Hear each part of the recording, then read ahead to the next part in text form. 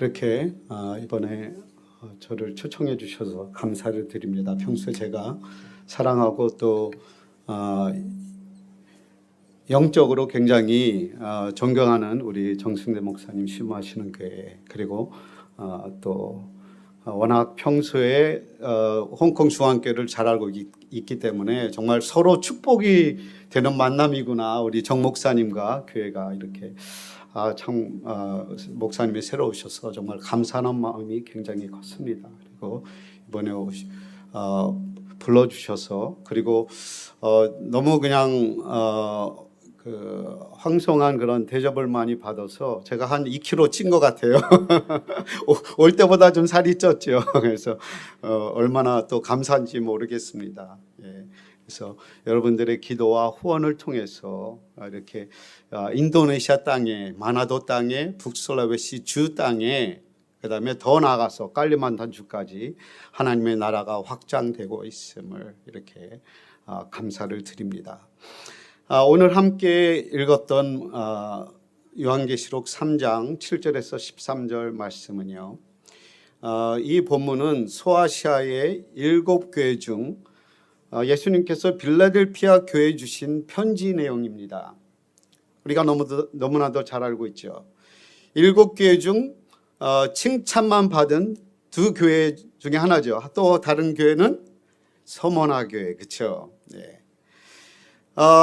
오늘 이 본문을 보면서 왜 빌라델피아 교회가 예수님께 칭찬을 받을 수 있었는가, 그리고 길을 내는 교회가 될 수 있었는지 우리가 함께 본문을 통해서 살펴보며 은혜를 나누고자 합니다. 먼저 이 빌라델피아 교회는 하나님의 말씀을 지키는 신실한 교회였습니다. 그래서 8절에 너희가 작은 능력을 가지면서도 내 말을 지키며, 굉장히 중요한 말씀이에요. 그렇죠? 너희가 작은 능력을 가졌지만 내 말씀을 지켰다고 예수님께서 칭찬해 주고 있습니다. 왜냐하면 이 지역은, 이 빌라델피아 지역은 지금 터키이죠. 늘 지진으로 인해 불안에 떨고 있던 나라였습니다. 제가 2018년에 이 팔루라는 도시에 대지진과 쓰나미와 액상화가 동시에 일어났어요. 그래서 홍콩 중앙교회가 먼저 전화를 주셔가지고 우리 교회가 어떻게 도울 수 있는가. 네. 그래서 팔루에 갔더니 거기서 친구를 한 분 사귀었어요. 근데 그분이 불안에 떨고 있었어요. 또 지진이 일어날까봐, 쓰나미가 밀려올까봐. 이 빌라델피아 교회도 살고 있던 그 주민들이 늘 지진으로 인해 불안에 떨면서 살고 있었다는 거죠. 네. 또 지진이 일어날까봐. 그리고 지진으로 인해서 일어난 경제적 피해가 말도 아닙니다. 네. 이만저만이 아니었어요. 그리고 그 지역은 우상 숭배로 가득한 그러한 도시였습니다. 시저를 주라 시인하지 않으면 정상적인 삶을 살아갈 수 없었던 그러한 도시였어요. 네. 그러나 교회와 성도는, 빌라델피아 교회와 성도들은 오직 예수님 한 분만이 주님이 되시기 때문에 예수님을 부인할 수 없었다는 거죠. 그래서 그 이유로 직장에서나 또한 사업에서, 공동체에서 늘 불이익이 따랐고, 또한 많은 작고 큰 핍박이 늘 함께하고 있었습니다. 여러 불이익과 불의와 또한 핍박으로, 재정적이나 또 그런 이유 때문에 교회가 성장할 수가 없었어요. 숫자적으로 성장할 수 없었어요. 그리고 세상으로 볼 때, 세상의 기준으로, 세상의 눈으로 볼 때 적은 능력을 가진 그러한 교회로 밖에 비춰질 수밖에 없었습니다. 여러 가지 이유로 교회가 클 수 없는 그런 작은 능력을 가진 교회였다는 거죠. 그러나 이 빌라델피아 교회는 적은 능력을 가졌지만 주님 말씀에 대한 갈급함과 열정과 그 말씀에 순종하는 마음은 남달랐다는 거죠. 그것을 예수님이 칭찬하는 거예요. 예수님을 믿고 따르는 사람들의 삶과 말과 행동,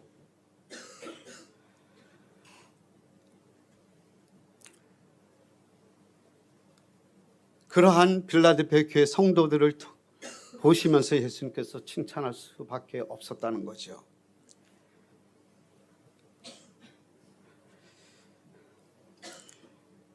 이 세상에서 소금의 역할과 그런 빛의 역할을 감당하던 교회였다는 것입니다. 정말 예수님의 말씀을 사랑하고 예수님의 말씀을 순종하고자 하는, 지키고자 하는 그러한 말씀에 대한 사랑을 가진 그러한 성도들이었다는 것이죠. 여러분, 예수님을 사랑한다는 것은 예수님의 말씀을, 주님의 말씀을 사랑한다는 뜻입니다. 똑같은 의미예요. 하나님의 말씀을 순종하는, 그것에는 많은 의미가 담겨져 있죠. 말씀을 사랑한다는 것, 말씀을 공부하고, 말씀을 배우고, 말씀을 묵상하고, 또한 더 나아가서 말씀을 삶에 적용하는 그러한 교회와 성도였다는 그러한 의미입니다. 사실 우상 숭배로 그 지역이, 그 도시가 영적으로 혼잡한 그런 가운데 살아가고 있었어요. 그러나 빌라델피아 교회는 주님을 닮아가려고 발버둥치고 있었어요. 어떻게 하면 예수님처럼 살 수 있을까? 거룩하고, 예수님처럼 거룩하고 진실된 정직한 말씀대로 살아가는 성도가 될 수 있을까? 늘 스트러글링하면서 살아가고 있었다는 거죠. 세상의 풍파에 쉽게 휩싸일 수 있습니다. 그렇지 않습니까? 휩쓸려가는, 그런 끌려가는 성도가 아니라 도리어 하나님의 말씀 중심을 잡고, 말씀의 중심을 잡고 말씀대로 살며 하나님의 말씀의 능력으로 또한 이 세상에서 선한 영향력을 끼치며 세상에서 빛과 소금의 역할을, 또한 세상의 방향을 제시하는, 또한 복음의 길을 내는 성도들이었다는 것입니다. 세상을 바꾸는 성도들이었다는 거예요. 작은 능력을 가졌지만, 왜 이 시대에 많은 교회들이 영향력을 잃고 살아갈까요? 잃었을까요? 교회가 성도라 그러면 그래 손가락질 받잖아요. 지금 미국이나 또 한국도 마찬가지고. 왜 그런 영향력을 잃어가고 있을까요? 저는 이렇게 생각합니다. 바로 말씀의 능력, 말씀대로 살지 못하기 때문에 영향력을 잃어가고 있다고 생각하고 있습니다. 말씀에 신실하지 못하기 때문이라고 그렇습니다.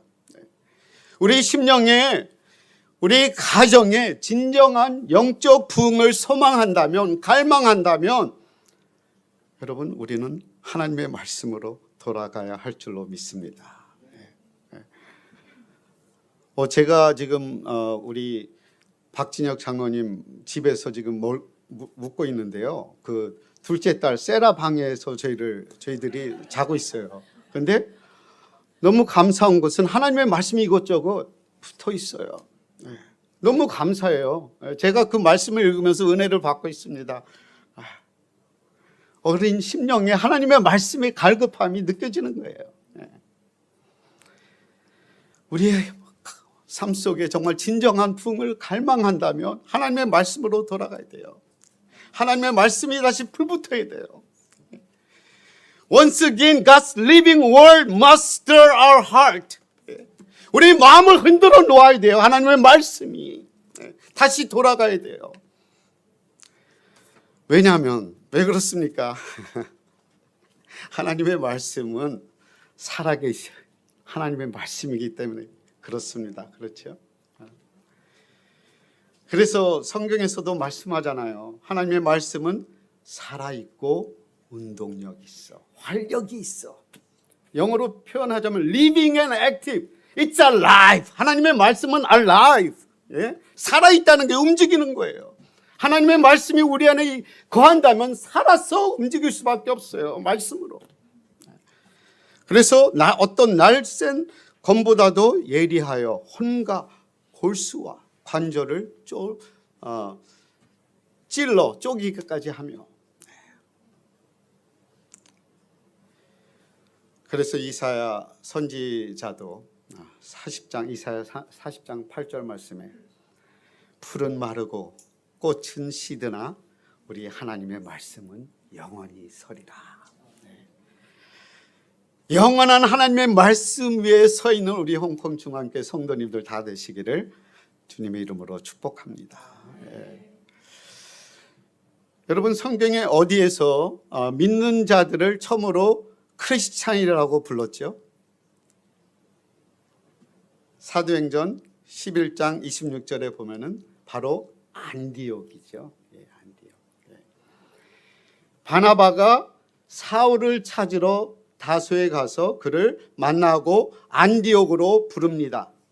그래서 둘이 1년간 안디옥에 머물면서 어떻게 해요?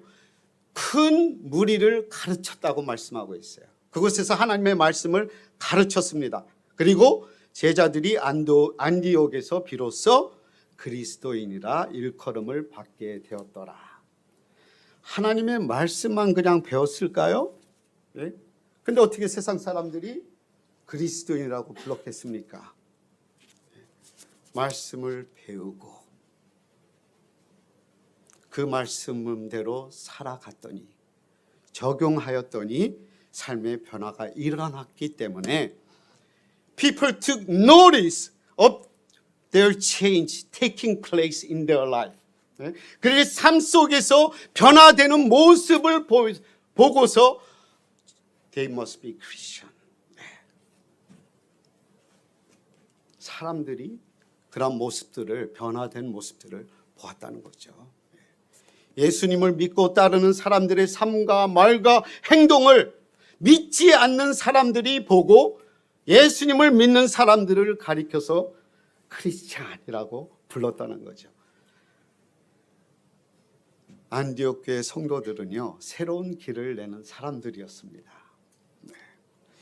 이 세상에서 어떻게 살아야 될지, 그러한 우상 숭배로 혼잡한 그러한 데서 살아가고 있지만 어떻게 살아야 될지 세상의 길을 보여주고 방향성을 제시하는 그러한 길을 내는 사람들이었다는 것입니다.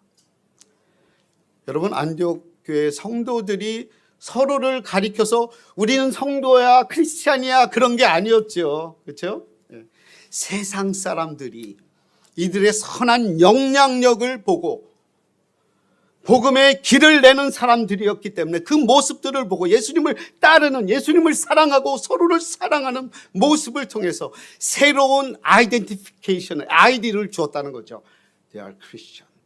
크리스찬이라는 아이디를 세상 사람들이 준 것입니다.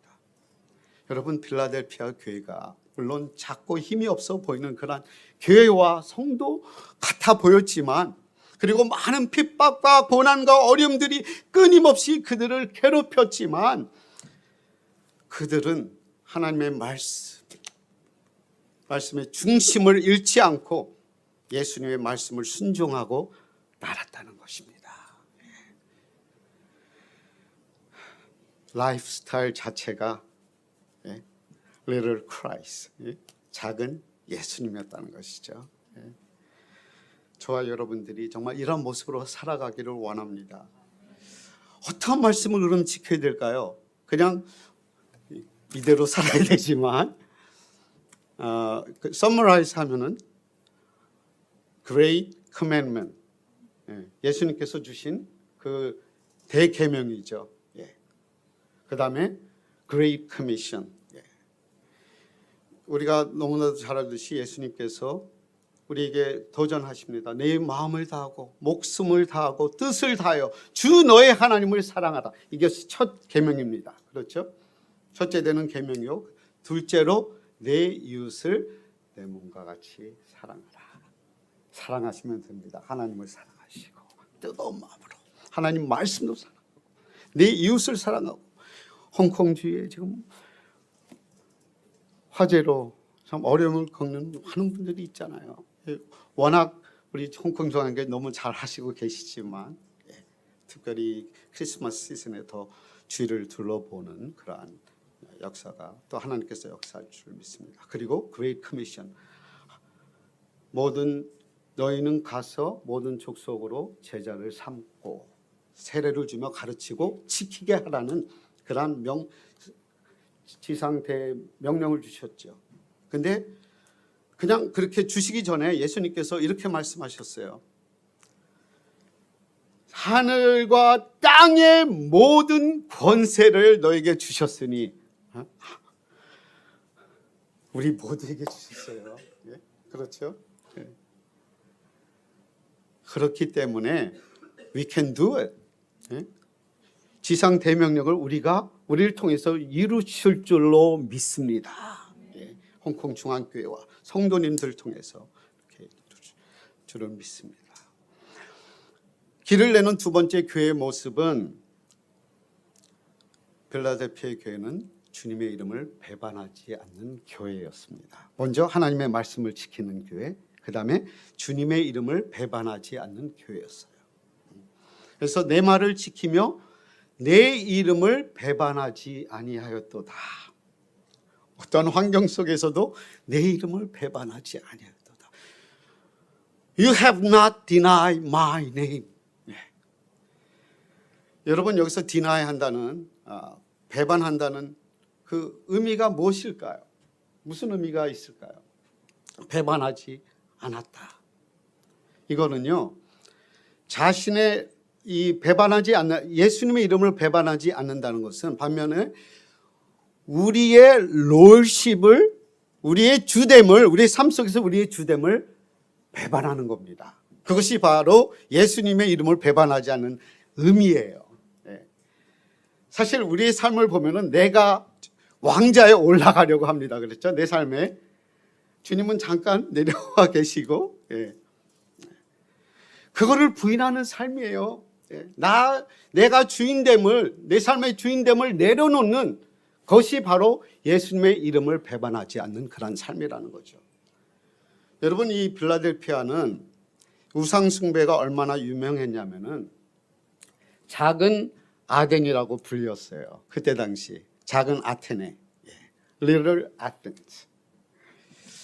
그 불리울 만큼 우상숭배로 가득한 그러한 도시였습니다. 이것저것.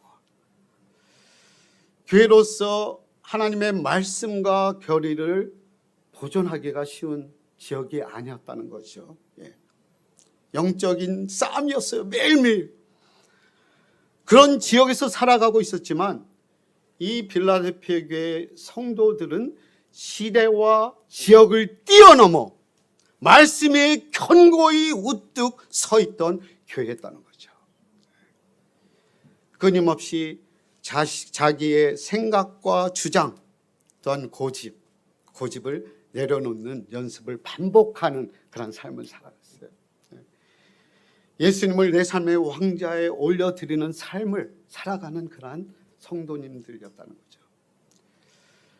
사실 우리가 늘 살아가면서 저도 그렇습니다. 무슨 결정을 하기 전에 제 인간적인 생각으로 판단하고 결단할 때가 있기 때문에 항상 이런 생각을 해요.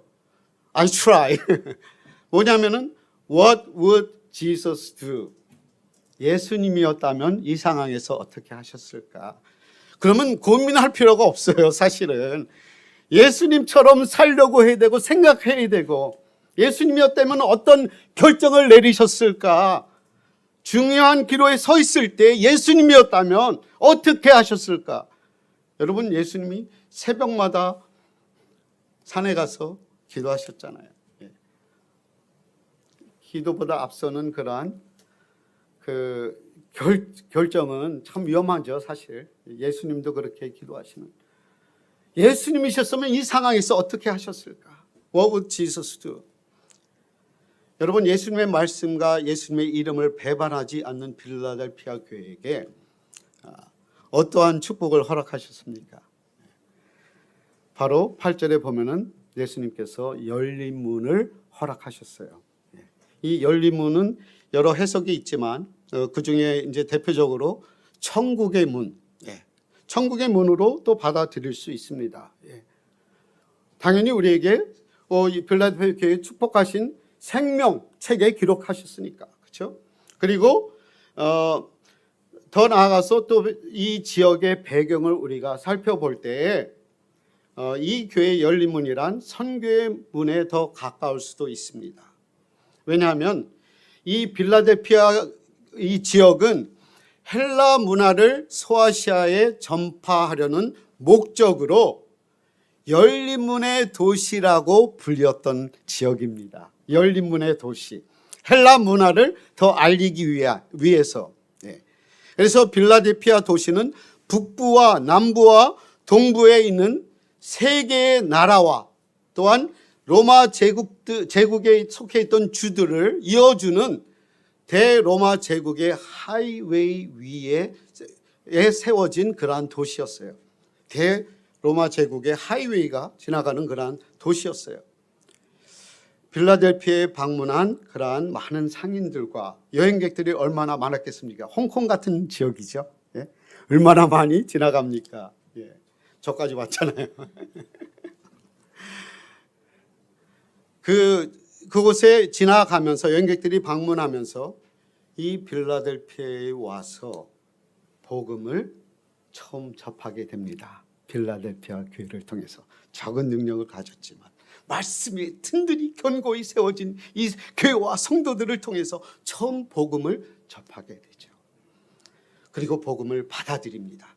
그리고 복음에 대한 꿈을 꾸게 되죠. 복음을 들고 자기가 다른 도시로 가면서 복음을 가지고 그 다른 도시들로 간다는 거죠. 그리고 복음을 전파하는 그러한 평신도 모바일 미셔너리가 된다는 거죠. 그랬다는 거죠. 그래서 복음의 열린 문의 역할을 감당하는 그러한 교회였다는 것입니다. 빌라델피아 교회와 이곳에서 복음을 받아들인 자들이 복음의 길을 내는 삶을 살아갔다는 것입니다. 바로 그 의미예요. 저는 하나님께서 9년 전에 마나도로 보내셨어요. 들어보지도 못한 마나도로. 왜 하나님께서 마나도로 보내실까? 그런 의문도 있었어요.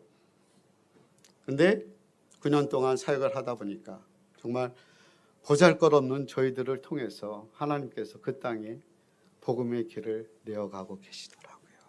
또한 우리 홍콩 중앙교회 그 헌신과 후원을 통해서 함께 하나님의 나라가 확장되고 복음의 길들이 열리는 많은 그 지도자들, 영적 지도자들이 그 파워포인트 좀 올려주시겠어요? 그 목회자들을 세우고 양육하는 그러한 놀라운 역사가 우리 홍콩 중앙교회를 통해서 이렇게 하나님께서 길을 내시는 그러한 역사를 이루어가고 계십니다. 그래서 저희들이 특별히 많은 사역들이 있지만 오늘은 선교 보고가 아니니까 그 중에 한 사역이 현지 목회자들을 양성하는, 공부를 하고 싶어도 목회자가 되고 싶어도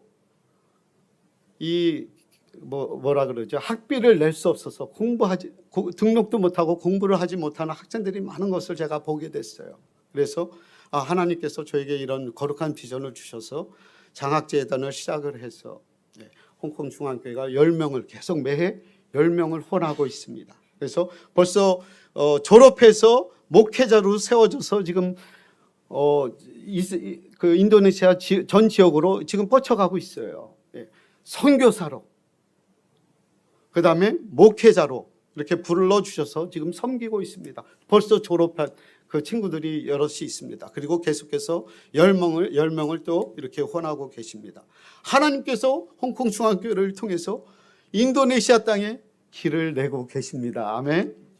길을 내고 계세요. 그리고 팔루에는 7교회를 저희들이 그 내추럴 디자스터리 있었을 때 교회를 건축해서 그 교회들이 지금 건강하게 성장하고 있습니다. 그 무슬림 땅에 2억 4천만 명의 무슬림 최대 강국인 인도네시아 땅에 하나님께서 홍콩 중앙교회를 통해서 길을 내고 계십니다. 여러분들을 사용하고 계시는 거예요. 여러분들의 기도와 후원을 통해서.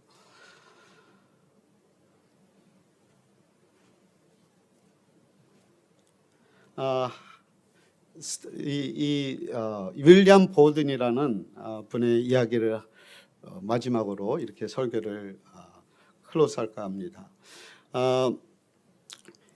윌리엄 볼든이라는 사람이 있었습니다. 아마 볼든 하면은 아시는 분들은 아실 거예요. 그 밀크 프로덕트. 미국에서는 그 볼든 하면은 밀크 회사죠. 데어리 프로덕트. 그래서 이 1800년대에 낙농 회사의 백만장자인 보든가의 상속자였습니다. 윌리엄 볼든은. 그는 고등학교 때 예수님을 만나 구주로 영접했어요. 고등학교 때. 그는 세상을 보면서 이제 그리스도 없이 고통하는 많은 사람들을 보면서 세계 선교에 대해서 자신을 예수님께 드리게 됩니다. 고등학교 때. 그리고 성경책에 이런 문장을 남겨요. 자기가 성경책에 썼어요. No reserves. 하나도 남김없이. Total surrender이라는 의미죠. 하나도 남김없이 예수님께 드린다는 의미죠. No reserves. 그는 영원토록 그리스도의 제자로 하나도 남김없이 자신의 인생을 주님께 드리겠다고 결단한 것입니다. 그래서 열심히 예일대학에 들어가서 공부를 합니다. 그리고 계속해서 세계 선교를 꿈꾸고 있어요. 그러면서 그 프레시맨 이어에 성경 공부 모임을 주선합니다. 신입생이지만 꿈을 가지고 모임을 시작해서 기도와 성경 공부를 시작을 하게 됐는데 첫 해에 150명이 모였어요. 그게 계속해서 더 성장해서 졸업반 때에는 4학년 때에는 1000명의 예일대 학생들이 함께 동참해서 성경 공부와 세계 선교를 꿈꾸게 됩니다. 그리고 대학 시절에 거리를 방황하는 노숙자들을 돕고 그다음에 알코올 중독자들을 회복시키는 예일 호프 미션이라는 단체를 또 세우게 됩니다. 바쁜 사람이었어요. 그리고 졸업 후에도 좋은 직장의 그 길이 열렸지만 그것을 마다하고 또한 백만장자의 상속자로서의 권리를 포기하고 세계 선교로 부르시는 주님의 음성에 응답을 합니다. 그리고 중국 깐수성에 있는 무슬림 선교를 위해서 중국으로 선교사로 지망을 하게 되죠. 그는 더 효과적인 중국의 무슬림 선교를 위해서 이집트 카이로에 가서 아랍어를 배우게 됩니다. 그러나 카이로에서 안타깝게도 척수 내막염에 걸려서 고생을 하게 됩니다. 그럼에도 그는 성경에 또 한마디의 문장을 쓰게 돼요. No retreat. 맨 처음에 no reserves, 그 다음에 no retreat. 후퇴는 없다라고 쓰게 됐어요. 결국 그는 병을 이기지 못하고 25 나이에 선교도 제대로 해보지도 못하고 꽃다운 나이에 인생을 마감하게 됩니다. 25세. 그리고 마지막에 성경책에 이렇게 문장을 남깁니다. No regrets, no reserves, no retreats, no regrets. 후회는 없다 라는 글을 남깁니다. 우리가 세상적으로 볼 때 정말 인생을 허비한 것처럼 보이죠. 그 모든 그 상속자로서 백만장자의 상속자로서 다 내려놓고 좋은 직장을 내려놓고 안타깝게 25살의 나이에 그냥 허비한 것처럼 보입니다. 그런데 많은 사람들이 이 윌리엄 볼든의 이야기를 듣고 선교사로 자원하게 되는 그런 놀라운 역사들이 일어났다는 거죠. 그가 세상을 떠난 뒤 그의 성경책 속에서 이 세 그 문장을 발견하게 됐어요. No reserves, no retreats, no regrets. 남김없이 후퇴 없이 후회 없이. 이 세 문장이 많은 사람들에게 도전을 주고 선교사로서 헌신할 수 있도록 길을 내어 주었다는 거죠.